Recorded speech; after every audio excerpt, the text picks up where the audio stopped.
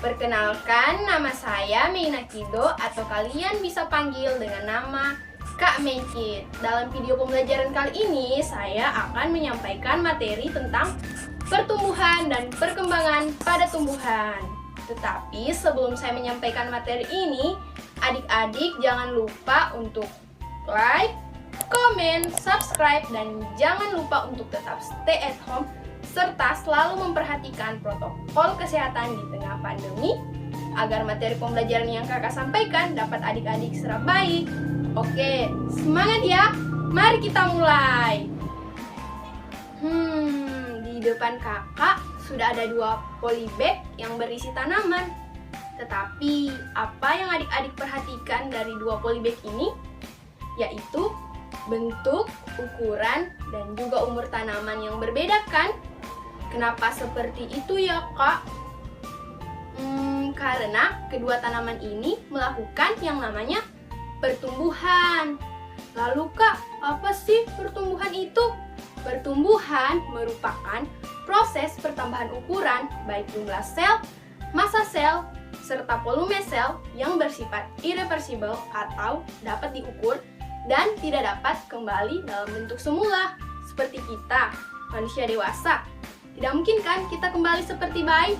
Begitu pula dengan pertumbuhan ini. Lalu di dalam pertumbuhan, tumbuhan juga akan mengalami yang namanya perkembangan. Perkembangan itu adalah proses yang di dalamnya telah terjadi kematangan fungsi organ. Kematangan fungsi organ ini ditandai dengan munculnya buah pada tumbuhan.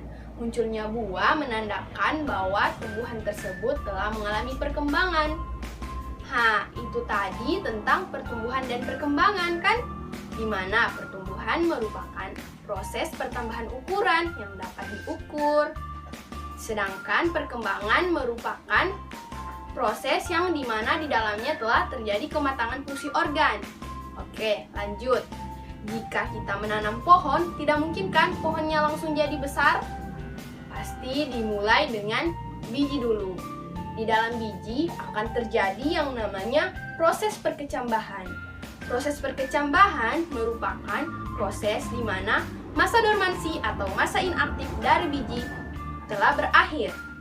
Jadi, jika biji ditanam sebelum dikasih air, ia akan tetap mengalami masa dormansi atau masa inaktif. Tetapi setelah dikasih air, ia akan mengalami yang namanya proses imbibisi. Proses imbibisi adalah proses masuknya air ke dalam tanah. Jadi, jika proses ini telah terjadi, selanjutnya yang akan dilakukan adalah mengaktifkan hormon giberelin. Hormon giberelin ini yang mengatur proses perkecambahan. Setelah hormon giberelin ini aktif, dia juga bertugas untuk mengaktifkan enzim-enzim hidrolisis. Enzim-enzim hidrolisis diantaranya adalah lipase, amilase, protease. Enzim-enzim ini nanti akan membentuk suatu cadangan makanan. Cadangan makanan inilah yang menjadi energi bagi biji.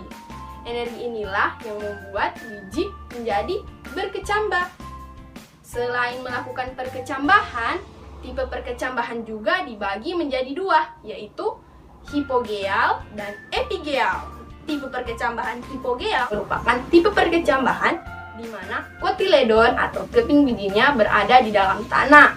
Sedangkan tipe perkecambahan epigeal merupakan tipe perkecambahan di mana kotiledon atau keping bijinya berada di atas tanah. Tipe perkecambahan hipogeal misalnya itu pada mangga, jagung, dan juga kacang tanah. Sedangkan tipe perkecambahan epigeal misalnya pada buncis, tomat. Setelah mengetahui tipe perkecambahan, kita masuk di jenis pertumbuhan.